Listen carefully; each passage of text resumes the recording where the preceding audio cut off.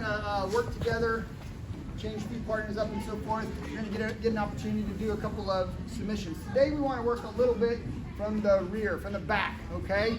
So let's see. Come here, Lyndon. Yes, sir. So get where you guys can see.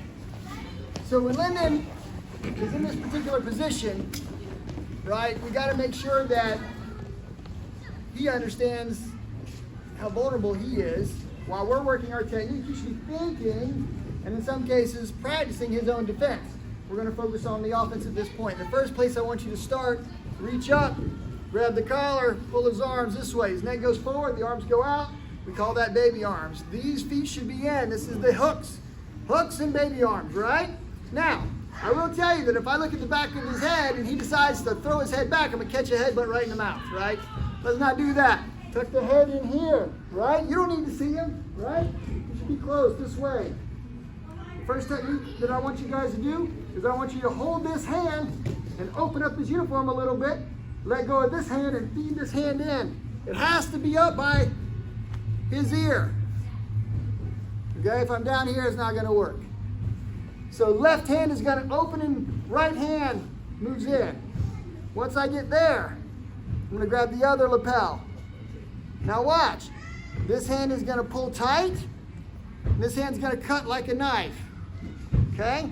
So once I get this set, if I don't pull here, this doesn't work as well. Watch. I pull the slack out. And that will work. This is sliding lapel choke. All right. Tell me the steps. What's step one? Baby arm. All right. Get control. Step two. Better have the hooks. By the way, you can get hooks first if you have to. You might be doing some other fighting. These two things have to be in place before you attempt the submission. All right, I'm going to cover my head. What's step three? Your hand swaps around. All right, so we're going to open and feed. Right? What's step four? Cut the slack out. Pull the slack out. Cut. Nice. Cut. Last one is I cut and he will tap. Sorry about that, Lenny. You're good. What's it called? Sliding lapel choke. If you didn't know that, you owe me 1,000,000 push-ups. I'm kidding. All right, sliding lapel choke. Get a partner. I'll walk through. Work it. All right. You're making sliding lapel choke. Really, when you've got the rear position, these legs aren't just here wandering around. Right? I'm controlling him. If he can get past my legs, right, he can easily make his turn and escape. Does that make sense? Yes, sir. All right.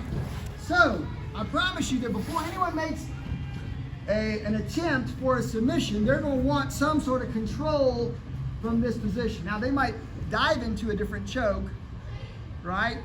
It was standing submission, but if they're looking for some sort of control, they're going to try to get this, right? And they're going to want to control him. So, in order for him to reach down there to get that foot, go ahead and reach down and grab it. Watch. There you go. Watch. Grab the foot. Does that make sense? Now we got baby arms. Now my feet are relatively protected. Doesn't mean he can't escape. He might scooch his butt way far down. Now can he reach? He can still reach. That makes sense, right? So there are some things he can do. He's thinking defense, right? I'm thinking baby arms control, right? So I'm here covering. I got baby arms. He makes for a low escape, right? I'm going to try to hold him. See, I'm holding him with my thighs. Then I'm going to go ahead and do this one.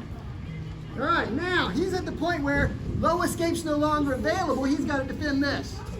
He doesn't want my wrist bone across his throat. If he can control that, pull down, he buys himself some time. Now, the beauty of this choke, he's going to hold, make defense. Not escape, this is just defense. The beauty of this choke is, if I can take out this slack, and then I use my back muscles, not my arm muscles, my back muscles, and I lean back, I should still be able to choke him. Does that make sense? All right. Step one. Caleb makes low escape. It looks like this. He gets the foot, he yanks it back. Now, once he's here, I can hold him a little bit, but if he can get turned, he's going to escape, and I'm going to end up in the guard. Okay? That's good for him, not so good for me. We call this low escape. You can also call it foot escape, whatever you want. Right? What's our counter to low escape? Tighter baby arms, right? He goes to make his foot escape. I pull up, right? I control here. He can feel I'm squeezing with my thighs, right? All right, he makes low escape. Get it. Get it. Make that low escape. It's awesome if you got good baby arms, okay?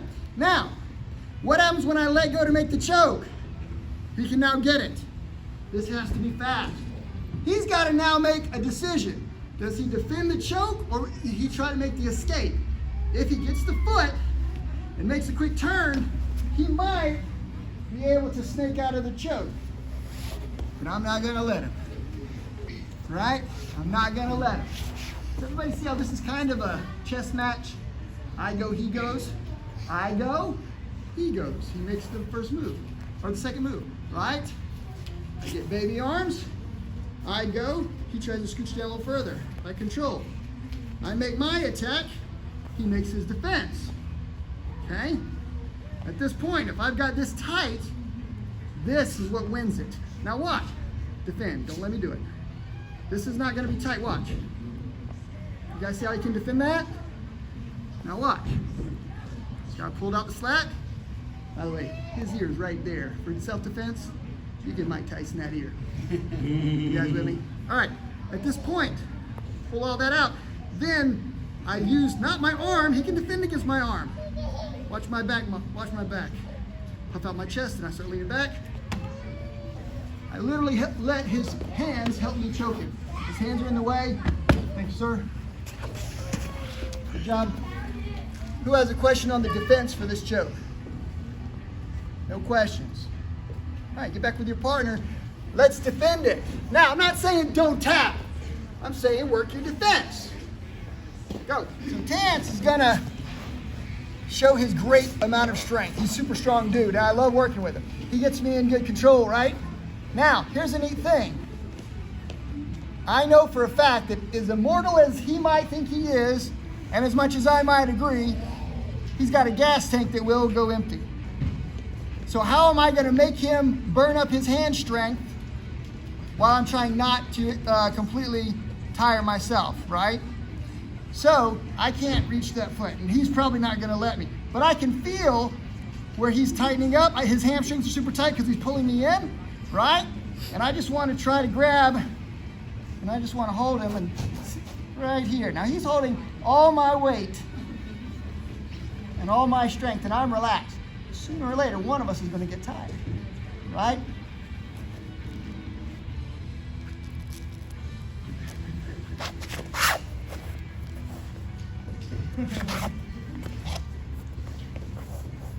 All right, keep holding.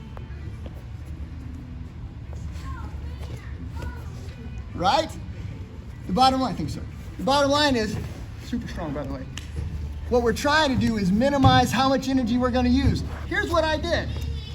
Right? I couldn't get his foot. I grabbed my thighs, and I pulled, and I arched my back this way and pulled my arms in. That made his grip do like this. His grip got a little bit tired. Then I felt him give me, what, a millimeter? It wasn't a lot. And I scooched my butt down. And you start working. You only have a certain amount of time, and here's why. At some point, Tance is going to be like, screw this, he's going to escape me, and he's going to go for the choke. So I'm trying to escape, right? He gets sick of trying to hold me. Now we're in a different fight. I might get a foot escape, but he's got his choke, and I lose. So you don't have all the time in the world. Does that make sense? So you got to play the game carefully. Again, if it's chess, you make that move, and he's like, I'll take that sacrifice to get the choke. Well, you got a W. If you do it right, you get an L if you get it wrong. All right, get it together. Everybody get back on your partner. We're going to fight this out. All right, make sure you get where you can see. Some people call this one tabletop, right, or bridging.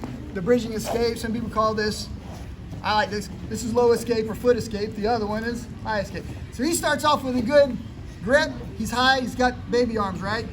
If he goes for the choke, I want to make high escape.